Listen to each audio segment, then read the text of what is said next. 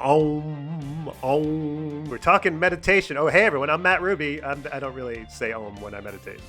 I actually don't say it out loud, Matt, but I do say it in my mind. I'm Rob Kramer. Welcome to another episode of Hell and Wellness. And I am a stand-up comedian and a writer, and I try to be healthy and, do the wellness thing. I'm a tech entrepreneur and a writer, and been kind of on this health and wellness kick track addiction for a long time, too long to talk about, but I'm sure it'll come through some of our episodes. What are we going to talk about today? We're going to talk about going on a silent 10-day meditation retreat, long meditation retreats, specifically Vipassana meditation. It's going to be interesting because you never know where that retreat's going to find you. That's right. And, there's a lot of BS and nonsense in the wellness space, but I feel like I've been on a 3-day silent meditation retreat, and I feel like we have some interesting views on the topic. So why don't we get into it? Here we go.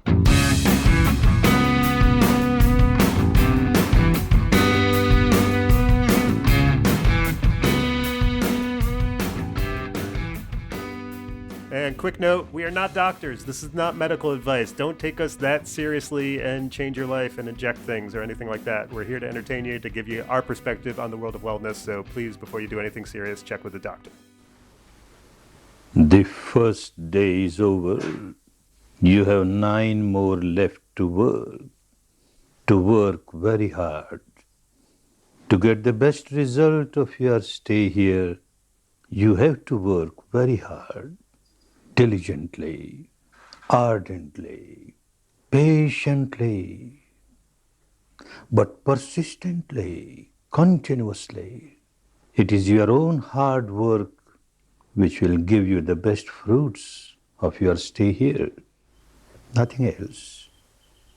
Your own hard work. So what we just listened to was the Dharma talk, the end of the evening talk from S.N. Goenka, who is my meditation teacher. He actually passed away about 6 years ago.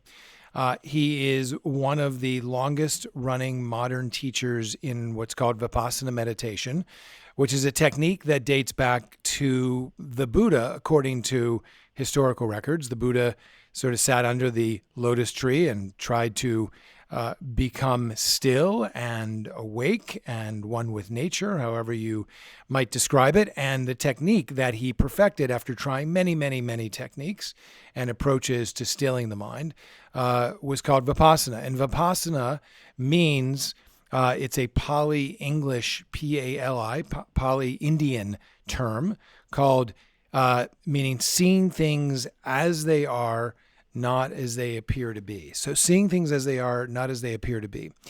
And what we just listened to in the clip was what happens after the end of day one. Day one of a 10-day silent meditation retreat, which is something I did in my early 20s, nearly 30 years ago, is a very rigorous method for learning meditation. It's not your typical meditation app that we're familiar with now, like Calm and Headspace. You go in for about 10 days. It is 11 hours of meditation per day. For 10 straight days, you don't actually break silence until the 10th day. It sounds like something that no one on or in their right mind would want to do. But it was one of the most profound experiences I ever had. And it was probably the beginning of sort of setting up my life for sort of an adult life, practicing meditation. And it's infiltrated my life in many different ways, subtle ways, overt ways that I, aren't really aware of until they arise. So 10 days, silent meditation, 11 hours, 110 hours in 10 days, crazy schedule, sitting in a room, men on one side, women on the other, S.N. Goenka coming on audio if he's not there. I happened to be at a retreat where he was there, which was kind of unusual because I don't think he ever came back to this American retreat center in Central California. Have you ever done a 10-day meditation retreat, Matt? I have done 3 days, but never 10. 3 days, yeah. Well, that's the other thing, is that after you do a 10-day, at least in the Vipassana meditation technique, you can then do a 3-day when they have them, which happens to be irregularly. And one of the reasons for doing the 10-day, at least my experience and how they sort of describe it, is that it kind of takes a couple, 3 days to just get your mind to unwind. When I went on my 3-day silent meditation retreat, the people running it was Sharon Salzberg and Joseph Goldstein, who are two sort of notable people of bringing meditation to the West. When I arrived, I remember you have like a session where you're allowed to talk for a little while before you go into silence. And I remember this couple who's been to a bunch of them before telling me that actually, in a lot of ways, the 3 days is harder than the 10 days. And I was like, how does that make any sense? I don't really get it. And afterwards, I kind of understood what they were saying. I don't think it's actually harder, but the hard part is I could see that first like day and a half or 2 days, at least in my experience, and this seemed to be echoed by other people, that's really sort of the challenging part. And then you sort of settle into something. And so while I haven't done the 10 days, so I can't say for sure, but I could see maybe you get more of sort of that quality time where you're in flow with the whole thing, as opposed to the sort of fighting and trying to get there. And then all of a sudden it's over, which I got a little bit of a taste of with the 3-day. So it's one interesting side note. You mentioned Sharon Salzberg and Joseph Goldstein. They were students of S.N. Goenka. Okay. So they were 20, 30-year-old students of him. They decided that they were going to break away from the rigor and discipline of that particular approach to Vipassana meditation, and they formed Spirit Rock, and they kind of loosened up the reins a little bit. I think they actually lessened the amount of time. And to your point, there's a period where you can talk in the beginning, and they do some walking meditation. But one of the things about the 3-day, and why they may have said that, is that the first 3 days are actually not devoted to Vipassana meditation on a 10-day. They're devoted to the practice of what's called Anapana, which is the technique for focusing the mind. And it's focusing the mind just literally by focusing your attention on the breath as it comes in, as it goes up, in a narrow area between the upper lip and the tip of the nose. And it takes about 3 days just to kind of like unwind all those householder thoughts and everything you've been doing and zhuzhing around and, on the internet, etc. It's day 4 in the morning of this 10-day retreat that you actually learn the technique of Vipassana. So it is the kind of 3-day lean in is part and parcel to setting up the mind, calming the mind, or I should say calming the noise in the mind, so you can practice Vipassana, which essentially... And what is the day 4? Yeah, what happens then that's different than the first 3 days? Yes, so the technique, and keep in mind, all of this is technique. This is not a religion. This is not a cult. You don't actually, with a traditional Vipassana and S.N. Goenka, you only pay if you're an old student, but you don't have to pay. You can pay whatever you want. Unlike Transcendental Meditation, which charges you $1,000 or whatever to get your mantra. If you want to donate, it's on a donation only basis, and you're housed and you're fed for basically 2.5 meals a day. So on day 4, Goenka teaches you the technique. And the technique of Vipassana is observing the sensations, the actual sensations that on and in your body as they arise and as they pass away. So what do I mean by that? You may have a gross painful sensation in your knees for sitting perhaps in a cross-legged position. You may have a subtle sensation that's streaming high frequency through your body. You may have a fly on your face. And in my case, we didn't have any air conditioning at the time. They do now in some of these meditation halls, and the windows were open and there were flies literally buzzing around my face. And you are meant to intend to observe the sounds, the sensations in and on your body as they arise and as they pass away, without reacting to them, without swatting the fly, without changing your seat position, without going, oh, God, that pain, that stitch in my side.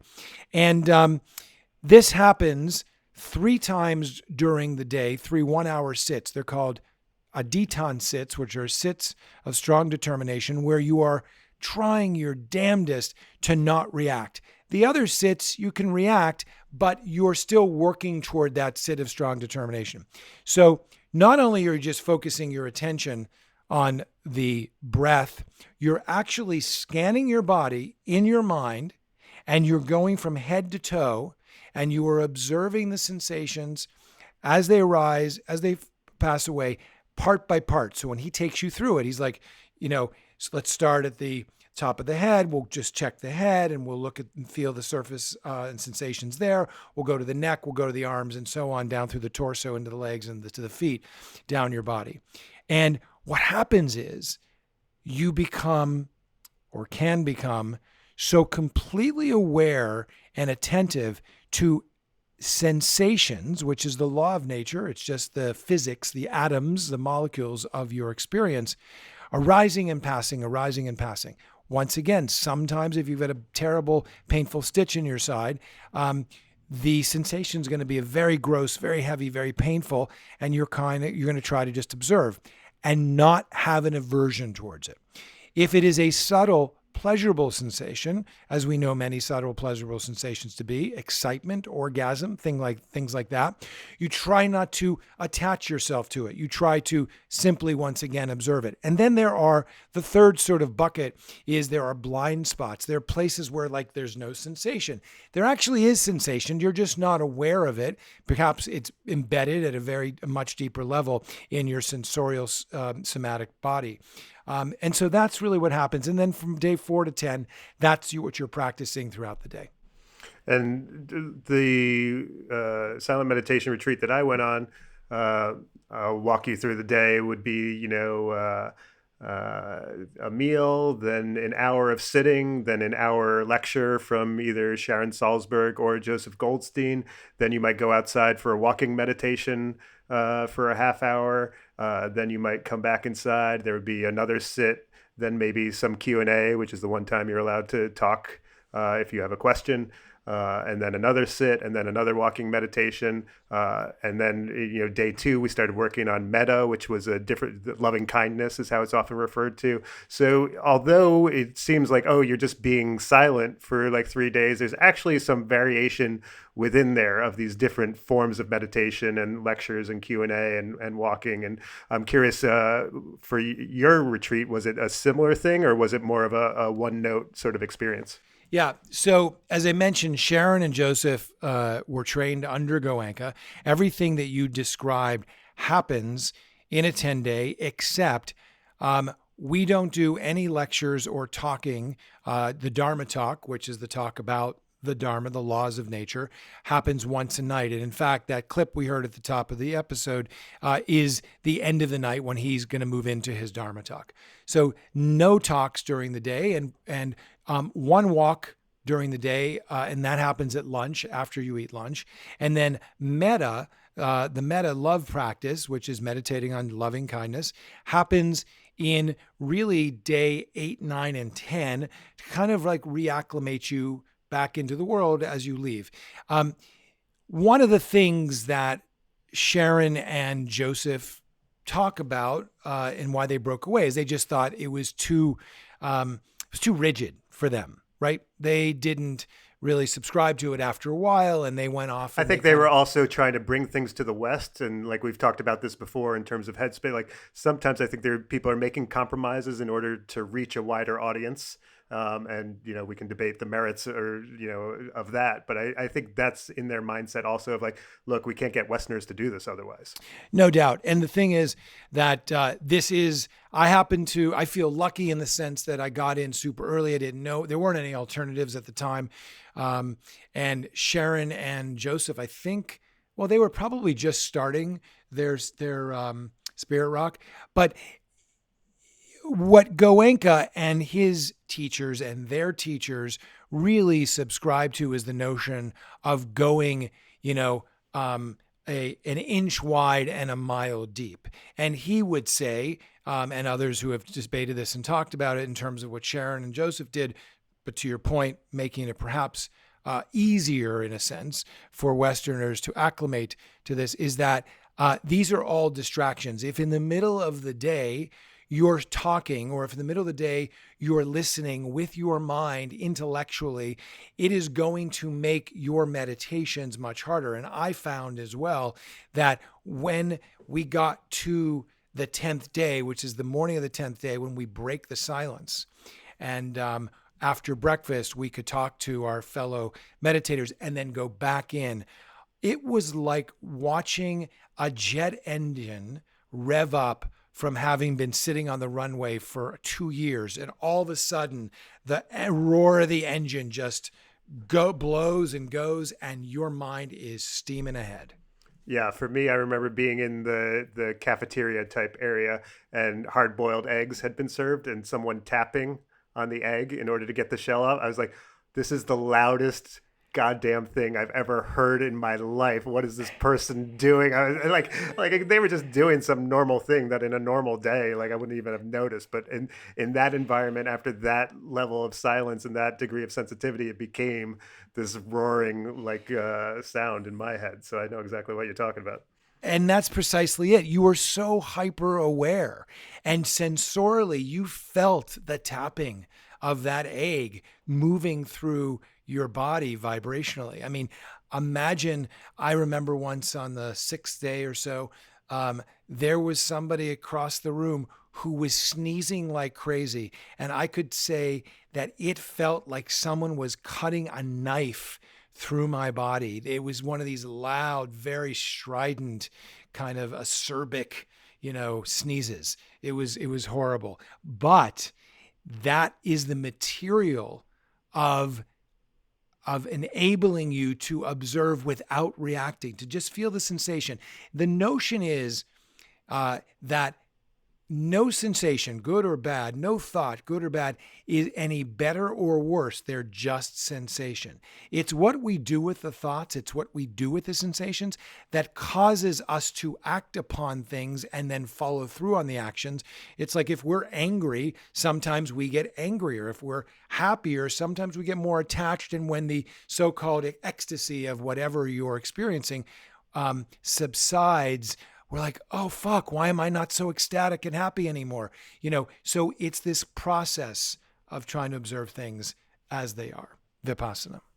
Yeah, and the walking meditation was something that I had never done before. And for listeners, it's not just going for a walk. It's basically like it looks like a bunch of zombies prowling around the grounds. You're walking completely in like slow motion.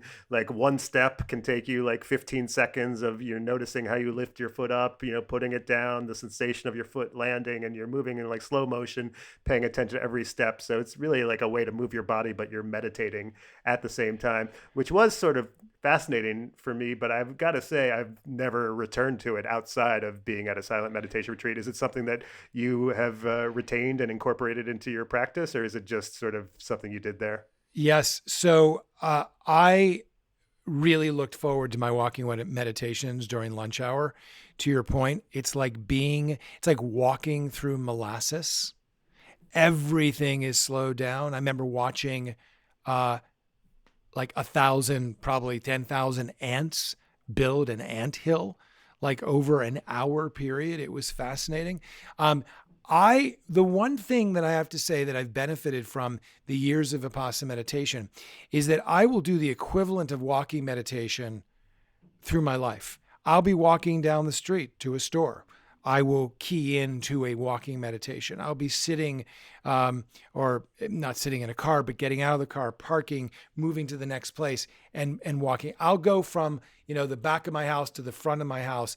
If I'm aware, and believe me, this doesn't happen probably 95% of the time, I will key into that walking meditation experience that you just described. And it is profound, and it really just wakes me up. Yeah, I feel like in New York City, you're just going to get someone yelling at you. Hey, you got to move it, buddy. I feel like you're not allowed to move in slow motion around here. But yeah, I guess maybe it's something I should incorporate more. I guess this might be a good topic for us. Reintegration. You have this experience. It is profound. I agree with you. I had, even though it wasn't as long, a lot of these similar feelings. And then the question is like, you come back to real life and does it all evaporate? How do you hold on to it? Which parts do you take? How do you integrate it into your life? Do you go back? I mean, have you been back? You just went to that one 10-day, all those years ago, and you haven't done it since, or you've gone back for many of them? I'm curious about what happens afterwards. Yeah. So a couple quick things. First of all, I've done about 4 or 5 10 days, and I've done probably half a dozen 3 days over the years. It's gotten harder and harder to go on a 10-day when there's literally no communication with the outside world. And in fact, I thought about it recently because my son just went off to college, and empty nesters, et cetera, much easier. When I came back, I was decidedly and admittedly addicted to Vipassana meditation. And I did what he prescribed, S.N. Goenka prescribed that we do, which is an hour in the morning and an hour at night. And that hour in the morning and an hour at night really kind of cradles and bookends the day. That doesn't mean that you're not distracted. You're completely distracted during the day. But if you stay connected to the technique, like any other, if you're a piano player or you're a baseball player, if you stay connected to the technique and you're constantly practicing, you're going to stay in some of the experience that is awareness. And so that's what I did for probably 3-4 years, pretty darn consistently, to the point that I've been working on this book over the last few years, aren't we all? But the book is essentially about some of the experiences I've had with yoga and meditation, et cetera. And the title comes from an experience I had one morning. This is my first marriage, and my wife walks into the bedroom when I am in the middle of meditation, and she says, "I just need to ask you one thing." And I literally, in my apparently not too equanimous way, said, "Shut up, I'm meditating." That's the name of the book, Shut Up, I'm Meditating, which is kind of paradoxical and ironic and kind of fucked up as well. But it's true. We are distracted human beings. And like anything else, staying connected to the technique is important. I am not as connected as I have been in past years, but I can feel and experience the residual benefits. And one thing that I've heard, especially within the 10-day retreats, is that it can be really challenging for some people, that people can have breakdowns, people can want to leave, things like that. I'm curious, have you experienced or been around things like that, or even experienced any of them on your own? Yeah, it's a great question, because my most, I should say, relatively speaking, profound experience was on the 7th day, the morning of the 7th day of my first 10-day silent meditation retreat. And in the morning, you sit from 4:30 in the morning to 6:30, and then the bell rings, and then you go off to breakfast. 6:30 bell rang. I was in a state of, how shall I describe it? My body had completely dissolved. The form, the mass, the density, the heaviness of my body was now literally cloud-like. It was energy flowing. I couldn't feel the mass of my body, and I actually had what was later described to me, I didn't know it was called this, but a non-ejaculatory orgasm. It was every bit as good as any orgasm you've ever had. Wow, you're like Sting. Well done. Well, there you go. Sting has been practicing this for a long time too. But that was profound. And what I got was, out of that experience, that we are all just atoms and molecules. And whether it was the floor below me or the people beside me or the clothes on my back, that all of this was just held together by energy. And that once I was able to transcend beyond the so-called mass of my body, and as we know, we are 99% space, even though we feel and experience and think that we're mass. I got to experience that, that's why some people describe it as the oneness, right? The everything connected thing. And how about like the negative side of it, or challenging, or like, have you seen people have breakdowns and like freakouts and things like that? I have not seen it in one of my 10 days, but my former wife, who is a big meditator, went on a 3-month, actually it was intended to be a 6-month retreat. And she was meditating on a very intense Mahavana meditation practice called the death. It's colloquially called the death practice. She was meditating on her own death. And she got to the point where she was having a psychic breakdown. And she had to be yanked out by her supervising teacher.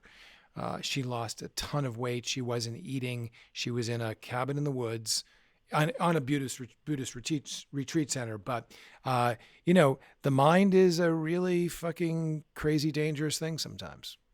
Yeah, I mean, when you're confronted with nothing but your own thoughts, things will be revealed to you, and that can be positive, and it can also be negative. I think it can be a magnifying glass sometimes on what's already happening underneath.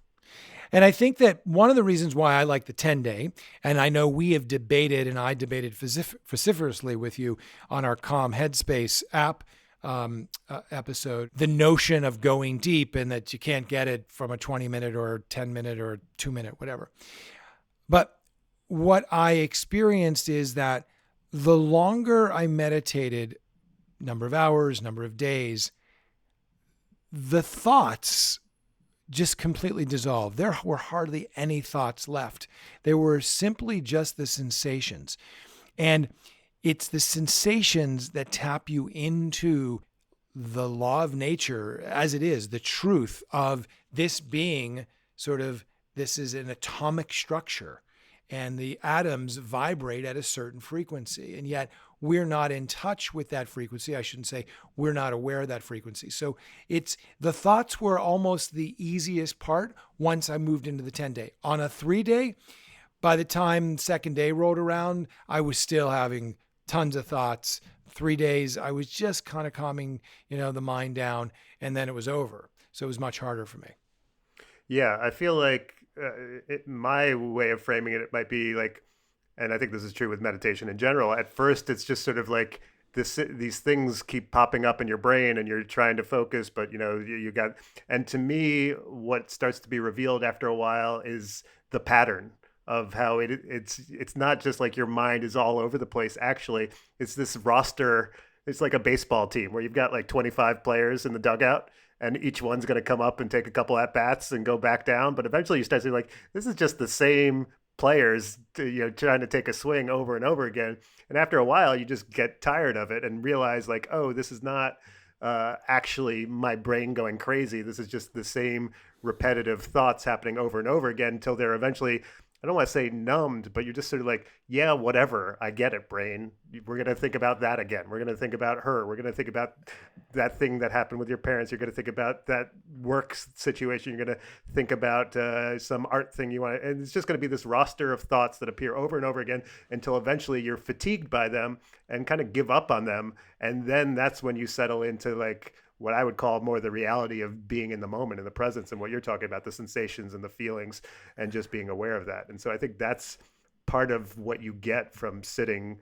The longer you sit, I think the more you get that annihilation of self and of that sort of hamster wheel of thoughts that's going on all the time. Right. I mean, look, we know thoughts are energy, right? Thoughts are just energy. Like, where do the thoughts live? Where do they come from? But we have them, we believe them, and we spend our entire lives acting on them, resisting them, pushing, using them to push forward and achieve things and do things. That's a very limited experience, as we know, of the real laws of nature. And the laws of nature dictate the physiological atomic structures of our body. One of the things I want to say about this before we kind of wind down in a few minutes is that no matter what you do in life, at least that this is what I experience, whether it's going deep in Vipassana meditation, or whether it's going deep on the work you do, or the book you write, or the music you listen to or create, that going deep and moving through the discomfort, which Vipassana meditation, 10 days, can be a very, very, very uncomfortable experience. Once you get to kind of the other side, and then really to the other side, and you get to experience it, you get to really see, and this is kind of what in our previous episodes we talked about a little bit with hallucinogenics and things like that. Once you get to the other side, you get to experience that these thoughts that we have and that rule us and dictate us and rule and control other people is a very, very limited view of what life is. And, there's no doubt that meditation is simply a technique to bring us back to the truth, the laws of nature on a physiological atomic level, that thoughts have truly, as you describe, nothing to do with it. I encourage everyone to, if you can, if you ever get the opportunity, check out a 10-day silent meditation retreat. It's not the only way, but it is a way that will enable you to have a profound experience. Yeah, I do think there's a lot of overlap between psychedelic hallucination and the experience that you get. It's almost like the organic, natural way to get to that sort of ego loss and like sort of transcendent state without, I think not being able to talk is like a drug on some level. And it's interesting because I'm connecting something that I hadn't thought of before, and maybe it's obvious, but I wasn't aware of it. When we talk about Vipassana and, a 10-day retreat and, meditating on your own for 2 hours a day versus, the Sharon Salzberg and Joseph Goldstein and bringing it to the West and making it 3 hours or 3 days instead of 10 and using, an app like Headspace. What I'm starting to see, and we're both Jews, is some sort of parallel between Orthodox and Reform Judaism. That you've got sort of the pure, sort of like, quote unquote, real way. And it's hard and difficult, but like the people who do it kind of look down upon those who are the reformed way, which is like sort of like, oh, we're coming to the West now. We have to kind of adjust for Western sensibilities. No one's going to participate if we make them do something that hard. Why don't we lighten up a little bit, make this more accessible and make this easier? And I'm seeing in our conversation sometimes what I also hear sometimes in that conflict between Orthodox and Reformed Jews, where it's sort of a judgmental relationship, and there's obviously a thread connecting them, but there's also a little bit of friction there. I'm wondering, is that something that's ever occurred to you at all? Absolutely. Look, I have been, if anything, I'm probably rightfully accused of being more in the orthodoxy of the meditation world. At the same time, in fact, there was a point in which I was like, I might just go off and fuck this householder life and making lots of money and stuff like that, and I'm going to go become a monk because I want to go deeper and deeper. And I think your Orthodox Jew versus, Reformed conservative Jew is a good one. I made the choice clearly that I was going to integrate this into my life. I feel like it's had an incredible impact. All I'm encouraging people to do is have a deep experience with whatever it is you do and apply it and use it every day, every moment that you can be possibly aware, because there's a real value of benefit. If you can quiet your mind, if you can become more equanimous in any way, shape, or form at whatever point in your life you're at, what better thing for yourself, your family, your friends, and mankind, humankind. So. And I think also just how immersed we are in technology. We've both worked plenty in technology, and I don't know about you, I would consider myself fairly addicted to it and, online or on my phone so much. And it does in many ways feel like the antidote to that. I think part of why I was attracted to the world of meditation and going on a silent meditation retreat and things like that was impacted a lot by like, I don't think I'm leading, like my brain is not healthy and thriving when it's this plugged in. And so I would add that of like technology and how this is sort of the antithesis to how a lot of us are leading our lives nowadays. Yeah. I mean, especially in our tech-driven world, if you can take a day, an hour, a week, 10 days, and quiet your mind and literally unplug from technology, the better off. I want to lead us out with a clip of Goenka sort of taking us into the end of a meditation session. He has a very mellifluous voice, at least that's how it comes across to me, and he really understands how to kind of penetrate the kind of vibrational field that exists within all of us. So we'll leave it there, and we'll take it out with S.N. Goenka. May he rest in peace. To come out of the bondages, the shackles, the chains of ignorance, of craving, of aversion, to enjoy real peace, real harmony, real happiness. May all of you enjoy real peace, real harmony, real happiness. bhavat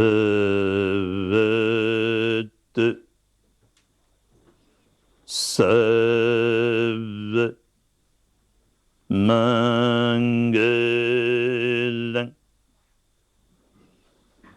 bhavat sarva mangalang bhavatu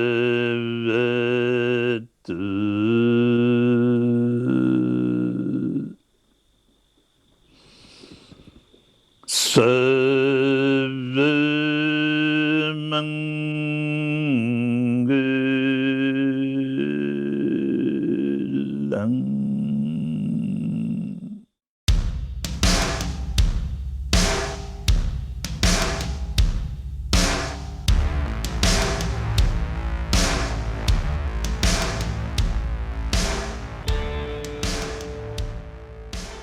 Thanks for listening to Hell and Wellness. I'm Rob Kramer. And I'm Matt Ruby.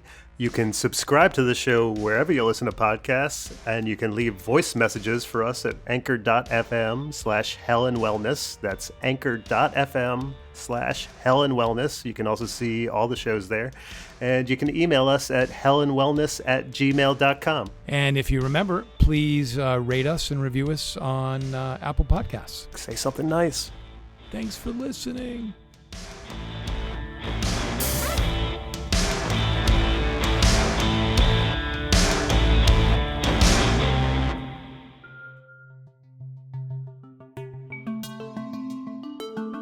This podcast is produced by Stereoactive Media.